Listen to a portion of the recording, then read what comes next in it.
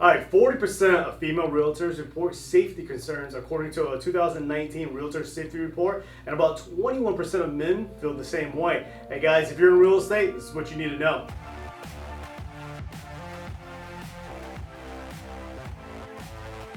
What's up, real estate rockstars? I'm Mighty Mike, and welcome to another episode of Rockstar News.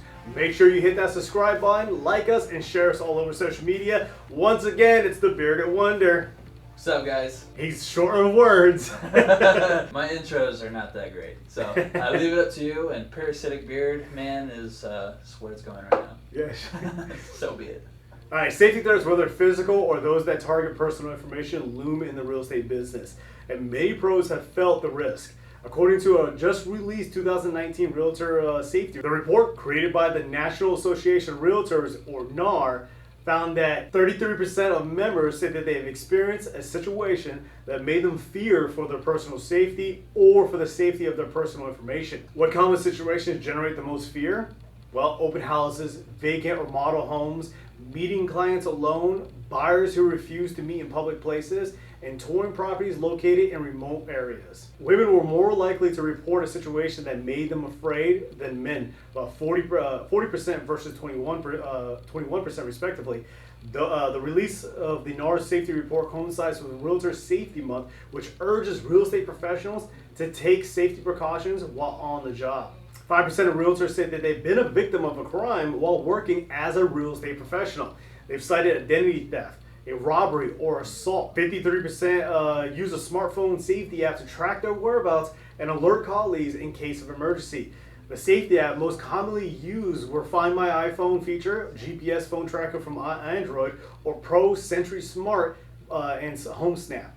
About 35% of men, about 49% of women carry a self-defense weapon or a tool. About 45% of real estate pros said that their brokerage has a standard procedure to address agent safety.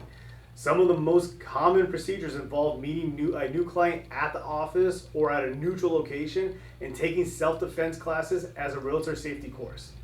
All right, so Chris, have you experienced anything like this whatsoever? Yes, I have. Go ahead, a tell. couple times.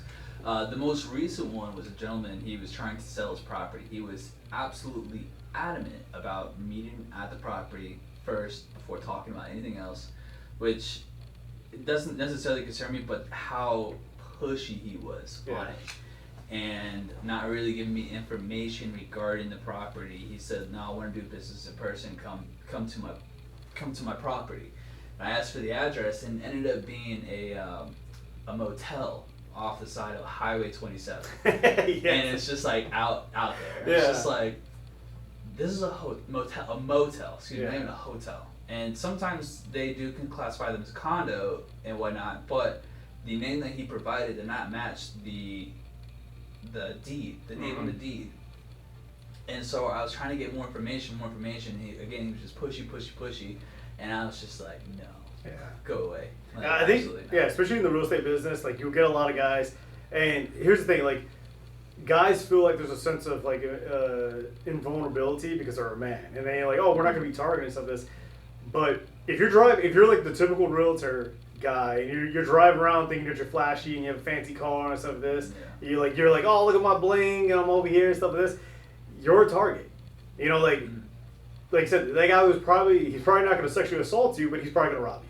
Yeah, you know, like that's probably do something. I mean, the chances of him sexually assaulting is still there. I mean, but he could have easily robbed me, murdered, kidnapped. It could have been anything. It could have been like a scam to hold you hostage. Yeah, money, it could have been that. Yeah. It could have been anything, whatever. But it was a very uncomfortable situation. And I told him like, no, I'm not mean. You're gonna have to find somebody else. Yeah. So, and honestly, I do carry self-protection. I do carry. That's actually a good point you brought up, because I was actually thrown back. Like 49% of women compared to about 35% of men. Yeah. And for all you guys out there, my nickname in the brokerage is Stay Strapped Mike. Yeah. Legitimately. It's great. So like, because like, I've always carried a gun since I was like 21, since I was legally allowed to carry a weapon. And so just, going into real estate, I carried one as well. Like I haven't honestly been in a situation, except for when I went into like a vacant property and there were squatters living there, and they heard me come in with my clients. and you can literally hear them like all grabbing their stuff and running out the back door. Yeah, I've been in that situation too. And so like it wasn't so much that like I felt my life was threatened, but it was a surprise. Yeah. You know, so I'm sitting here like oh, let's open this door and come inside, and it's like and I was like, all right, what is that? And like my client, it was a husband and wife, and they were like, nope, we don't want to go in, we're good. And I'm like, well, they left. I usually take a pretty good precaution when I'm showing properties, especially if it's in the evening time where it gets darker earlier in some daylight savings area. And if the home is vacant or if my client is a female, I usually tell them, hey, stand aside real quick, let me just double check the house. Yeah. And then I'll give them the okay. So not only am I protecting myself by investigating the home, but I'm also protecting them. Yeah. And so, I'm actually very surprised that women has the highest stat of having some kind of tool to protect themselves. Yeah, which is good. Like you know, like here's the thing, like that one story we were talking about before we started recording, about the female agent that was gonna potentially get raped. Yeah. So recently, I think it actually made national news. She was showing a home, and a gentleman called her, said she wanted to see it, and immediately, based on a story of what I recollect, was that she did not feel comfortable. She knew there was something off about him and his presence and his mannerisms. Yeah.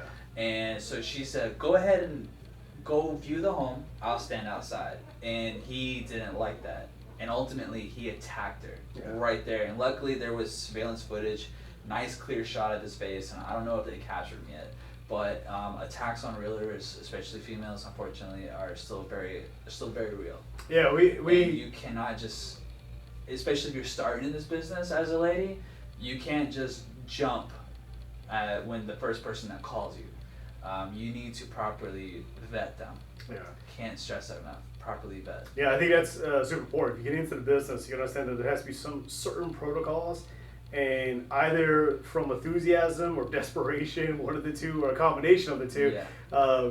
When people get that call, like, oh, I'm thinking about buying a house, they're thinking about, selling my house. Sell a house, and you're just like, all right, and they're like 1, 2, 3 Main Street's the house I want to look at, and they're like, cool, I'll meet you there, and it's like, no, there has to be a protocol, there has to be a system. You have to be in charge of this entire process, and before you meet a new client, like all my clients, they come in, they get a buyer seminar, like a brief one in the beginning. I call it the predator report, because we're going to go over like all the things that you should be concerned about.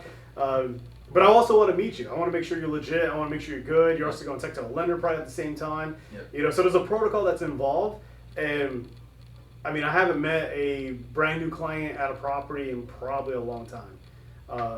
Because I will admit, I did in the beginning. I wasn't not being smart. So. Yeah, and it really comes down to just being smart. If you know you're going to go meet a new client, tell your broker, tell your boss, tell your significant other, say, hey, if you don't hear from me within X amount of time, call me. This is my location. This is who I'm supposed to be meeting. Here's the address. Yeah. You need to put safety protocols or backups in the event that you're not able to and something does go wrong. Also, get as much information on the client as possible. Yeah, first name, last name, contact. Yeah, if you feel like this is a shady situation, ask for a picture of their driver's license. Like, cool, can you send me a picture of your driver's license? There's nothing important on the driver's license that you're not going to get anyways. Through public information. Through public information or through the process of working with them. Yeah. And if they're just like, oh no, I don't want to give out my driver's license to you. Like, well, I'm a realtor, 1. And 2, you're going to go and give out all your information to a mortgage person. I'm going to have some access to that information, like where you live currently, your name, all that stuff, your birthday. There's amazing, there's a lot of ways you can present that too. It's like, well, I do have a professional standard that any person I meet for the first time, I get a copy of their driver's license.